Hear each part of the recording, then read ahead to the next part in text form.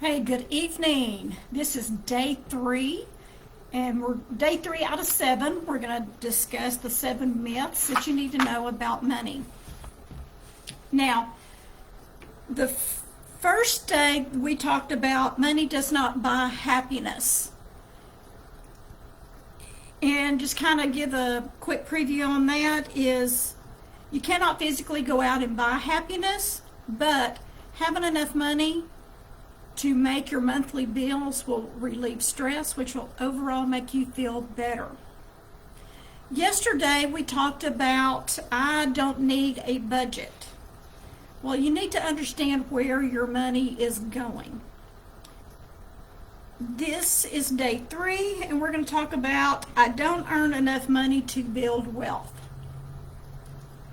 And a lot of people, they think that they just need to just pay their bills, go buy the stuff that they need, maybe won't.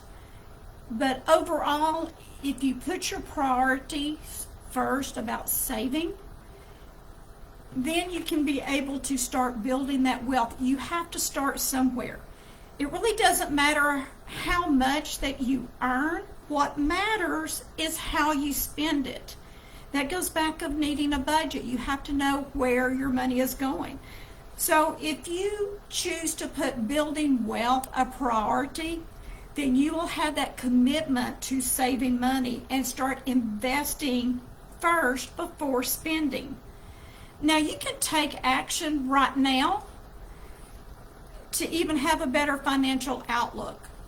So if you don't earn a lot of money, you can do one or two things. Put back $1 a week, 50 cents a week.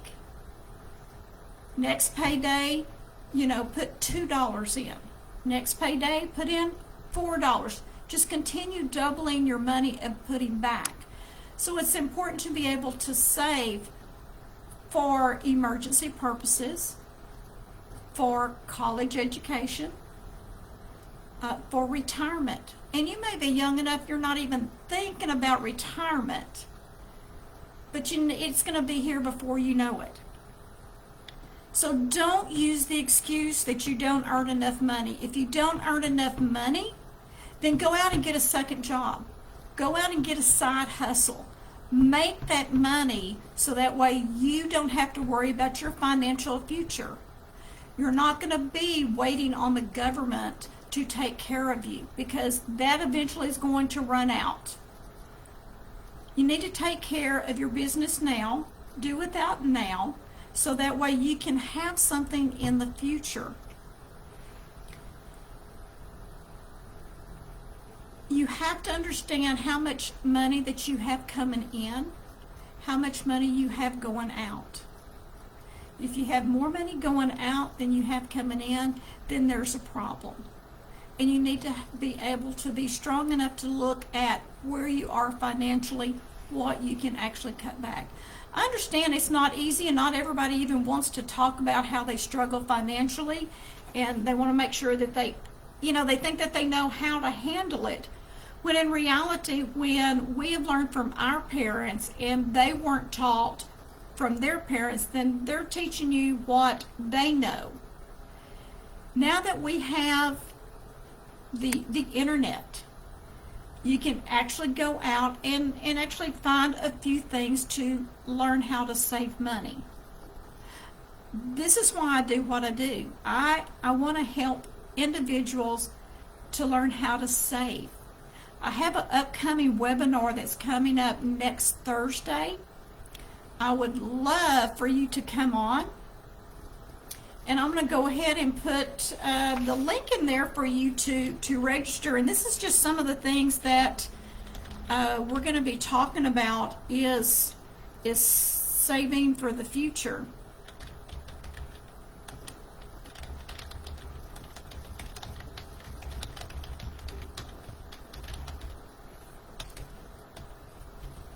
So I've got that in the comments.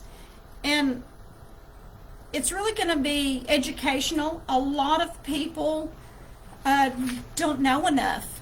70% of 70% of people did not pass a survey about 3 basic questions about money. And that was over, I think, 15 different countries. So there's that many people that do not understand what it means to be educated about your finances. And it could just be something as simple as looking at your budget, seeing how much money you have coming in. Make that commitment to put money back for emergencies. Put that money back so that way you can have a sound financial future when it comes to retirement. What happens when you get laid off from your job?